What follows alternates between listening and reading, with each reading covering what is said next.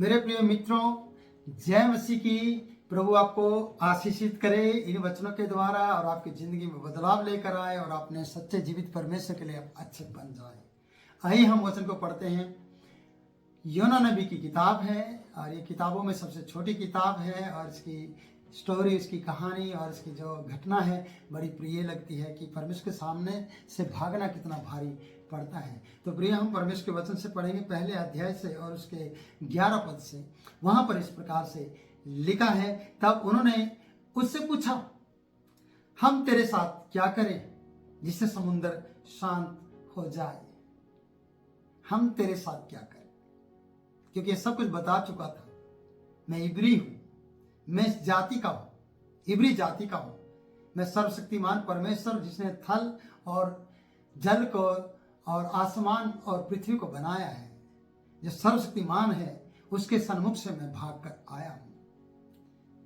ये सब कुछ बता चुका था। उन्होंने उससे पूछा भी था और अब ये दोबारा से पूछते हैं, हम तेरे साथ क्या करें कि समुद्र शांत हो जाए।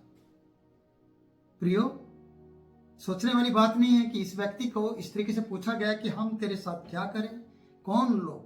यात्री लोग, मल्ला लोग जो नुकसान उठाकर बैठे हुए थे, वो लोगों ने पूछा, हम तेरे साथ क्या करें। आज कई बार आपके जीवन में इस प्रकार से आएगा, बहुत से लोग आपके विरुद्ध में आ जाएंगे क्योंकि आपने उनके विरुद्ध में कार्य किया है, आपके कारण से उनके ऊपर विपत्ति आई है। इसलिए वो लोग ये समझेंगे कि हम तेरे साथ क्या करें।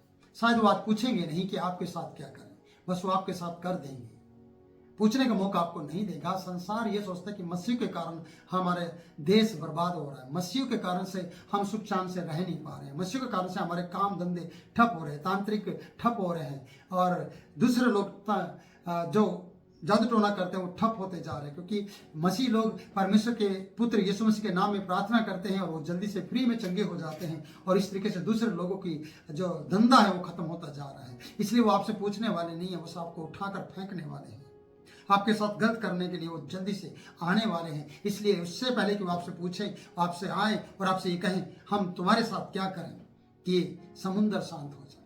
जिस प्रकार से योना नबी से पूछा गया कि हम तेरे साथ क्या करें। प्रियो, प्रभु का वचन बता रहा है कि हम तेरे साथ क्या करें। 11वां पद कहता है कि तब हम तेरे साथ क्या करें जिससे कि समुद्र शांत हो जाए। और उसके आगे लिखा है, उस समय समुद्र की लहरें उनके विरुद्ध बढ़ती ही जा रही थी।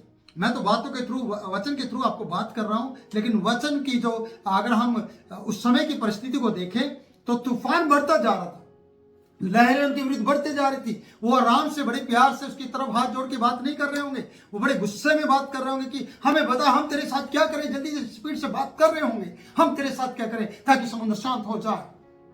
आप समझिए कितनी स्पीड और कितनी जल्दी होगी अपनी जान को बचाने के लिए।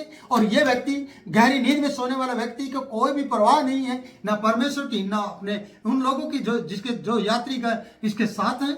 यात्री जन के बारे में ये सोचता ही नहीं है। इसलिए इससे पूछा, हम तेरे साथ क्या करें कि जिससे समुद्र शांत हो। क्योंकि समुद्र की लहरें इनके विरुद्ध बढ़ती जा रही थी, समुद्र की लहरें इनके विरुद्ध बढ़ती जा रही थी। और लहरें बढ़ने का कारण है कि इनकी नाव टूटने पर थी, इनका जहाज टूटने पर था, इनकी किश्ती डूबने पर थी, इनके प्राण खत्म होने पर थे। ये जोखिम पे जोखिम उठा रहे थे और इनकी जो बोलने की स्पीड थी वो बहुत ज्यादा थी। जो बोलने का तरीका कहते हैं, जब आप स्पीड में बोलते हैं तो आप क्रोधित लगते हैं, आप गुस्से में नजर आते हैं कि आप इतनी स्पीड में क्यों बोल रहे हैं, आप आराम से क्यों नहीं बात करते। क्योंकि वो आराम का समय नहीं था।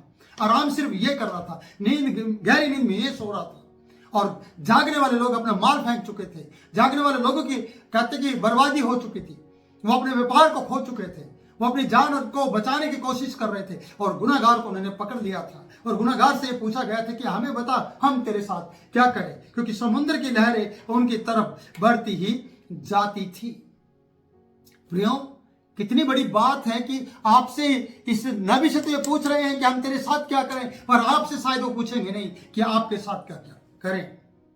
प्रियो, आपको सोचना है इस बात के लिए कि अरे कभी ये दशा मेरी होगी तो मैं परमेश्वर के सामने से भागा हूं, अगर मैं किसी के हाथों में पड़ गया तो वो मुझसे पूछेंगे नहीं, वो कर देंगे, वो आपको खत्म कर देंगे। क्योंकि वो जानते हैं कि इसके कारण से, आपके कारण से गांव में खलबली मची है, आपके कारण से ये बर्बाद हुए हैं।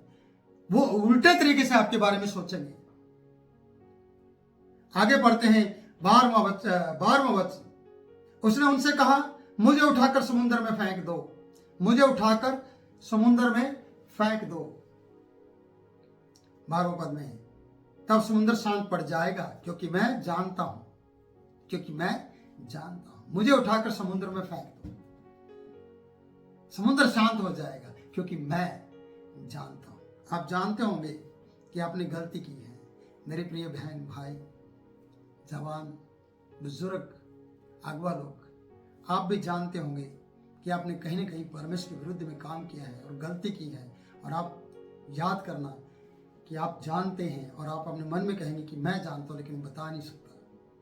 पर योना ने बताया कि मैं जानता हूं कि विपत्ति किसके कारण तुम पर पड़ी है। 12वां पद बताता है कि उसने कहा, मुझे उठाकर समुद्र में फेंक दो। योना नबी ने तो कह दिया, मुझे उठाकर समुद्र में फेंक दो, तब समुद्र शांत पड़ जाएगा। जिसके कारण विपत्ति आई है उसे उठाकर फेंक दो।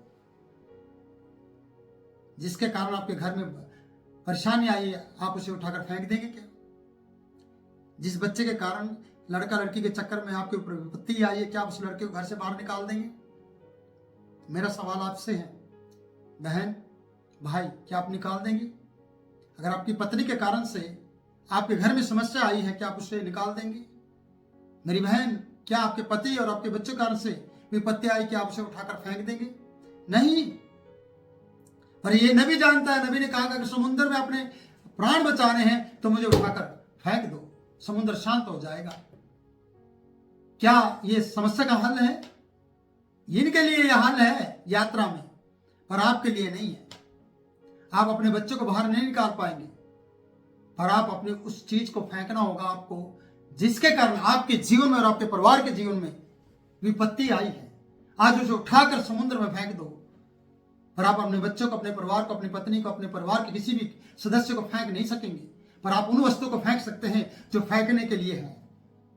उन विपत्तियों से बचने के लिए कुछ चीजें आपके जीवन में है जिनको आपको उठाकर फेंकना है। योना नबी ने तो कहा, मुझे उठाकर फेंक दो, समुद्र शांत हो जाएगा, क्योंकि मैं जानता हूं। प्रिय, आप कह पाएंगे ये बात कि मैं जानता हूं कि ये विपत्ति किसके कारण मुझ पर पड़ी है, क्योंकि मैं जानता हूं। ऐसे उसने कहा है कि यह भारी आंधी तुम्हारे ऊपर मेरे ही कारण आया है, क्योंकि मैं जानता हूं। तब समुद्र शांत पड़ जाएगा, क्योंकि मैं जानता हूं यह भारी आंधी तुम्हारे ऊपर मेरे कारण आई है। आप बता पाएंगे ये बात? अपने लोगों किसी को कह पाएंगे? मसीह को कह देंगे कि यार मैं गुनहगार हूं इस बात के लिए? मेरे प्रिय सेवक, मैं आपसे भी कह रहा हूं, अपने चर्च को आप बता पाएंगे जब आप चर्च लेते हैं कि मैं गुनहगार हूं इस बात के लिए कि ये जो मसीह चमत्कार नहीं हो रहे हैं ये मेरे कारण हो रहे हैं, नहीं हो रहे हैं, क्योंकि मैं इसके लिए गुनहगार हूं? बता पाएंगे? क्या मेरी बहन, आप अपने परिवार को बता पाएंगे कि मेरी जिंदगी की गलती के कारण से ये काम नहीं हो रहा है, मैं इसके लिए गुनहगार हूं? क्या मेरे प्रिय भाई, आप बता पाएंगे कि विपत्ति, ये दुख, क्लेश, परेशानी, बीमारियां मेरे कारण से आपके ऊपर आई हैं, मैं इसके लिए गुनहगार हूं? क्या आप इतना जिगरा रखते हैं, इतना हृदय रखते हैं, इस बात के लिए दम रखते हैं कि आप ऐसा कह पाएंगे कि यह विपत्ति मेरे कारण पड़ी है? योना ने बिना से कहकर इन लोगों को बचा लिया। और आगे हम देखते हैं प्रियो कि उसने कहा, मुझे उठाकर फेंक दो। क्या आप कहेंगे मुझे उठाकर फेंक दो? मैं नहीं कहना चाहता कि आपको उठाकर फेंक देंगे। मेरी इच्छा नहीं है ये, और लोगों की इच्छा भी नहीं है, आपके परिवार की इच्छा भी नहीं कि वो आपको उठाकर फेंक दे। पर आपके अंदर जो गलती करवाती है, योना की गलती कराने वाला इसका मन था, इसका विवेक था। इसने कहा, मैं वहां नहीं जाऊंगा, मैं भाड़ा देकर याफा में जहाज में तरसीस के लिए निकल जाऊंगा और तरसीस जाकर ऐशो आराम करूंगा। ऐसे कई विचार आपकी जिंदगी में आएगा कि मैं इस चर्च में ना जाकर और कहीं जाकर ऐशो आराम करूंगा। प्रियो, ये आपके मन की बातें हैं, इसलिए मन की बातें कभी भी आपको मंजिल तक नहीं पहुंचाएगी। मन की बातें आपके अंदर आपको बर्बाद कर देंगी। इसलिए योना ने अपनी सारी बातों को उगल दिया और बता दिया और कह दिया कि मैं गुनाहगार हूं, मेरे कारण तुम्हारे ऊपर ये विपत्ति आई है। क्या आप एग्री हैं इस बात के लिए कि विपत्ति मेरे कारण आई है? मुझे नहीं लगता कि आप जल्दी से मान पाएंगे, पर मैं कहना चाहता हूं कि आज आपसे कोई पूछ नहीं रहा है। आज इस वीडियो के माध्यम से मैं आपके उन बातों को जगाना चाहता हूं जो विपत्ति के रूप में आपके ऊपर आई है, और जिसके कारण आई है वो बात आप जानते हैं अच्छी तरह से। आप उसे बता दो परमेश्वर को, और परमेश्वर के पुत्र के सामने जाकर सजदा करो उसे, और माफी मांगो, पश्चाताप करो। यही आपका प्रायश्चित रहेगा कि आप उसे मान लो। आप प्रायश्चित के बदले में क्या देंगे? जो आपने पाप किया है उसको बताने के लिए आपको कहना होगा परमेश्वर मैं गुनाहगार हूं। पर आप अपनी पब्लिक के बीच में कहोगे तो फिर आप पहली बात तो बोलने का दम नहीं रखते, पर अगर दम रखते हैं तो परमेश्वर बलवंत है जो आपको बचा लेगा और आपकी मदद करेगा। और यहाँ पर हम देखते हैं कि इसने सब कुछ मान लिया है। क्या आप मानने के लिए तैयार हैं? अगर आप मानने के लिए तैयार हैं तो ये वीडियो आपके लिए है और आपकी ज़िंदगी बदल जाएगी। तो प्रियो, मैं चाहता हूँ कि आप आशीष का कारण बने, गुनाहगार ना बने, लड़ाई और झगड़े का कारण ना बने, विपत्ति का कारण ना बने, बल्कि आप मान लें कि मैंने गलती की है, ये भारी विपत्ति मेरे कारण तुम्हारे ऊपर आई है और इस विपत्ति से आपको परमेश्वर बचा लेगा। तो प्रभु इन वचनों के द्वारा आप लोगों को आशीष दे। फिर मिलूंगा नई वीडियो में नए वचन के साथ। तब तक के लिए आप मुझे इजाजत दें। जय मसीह की।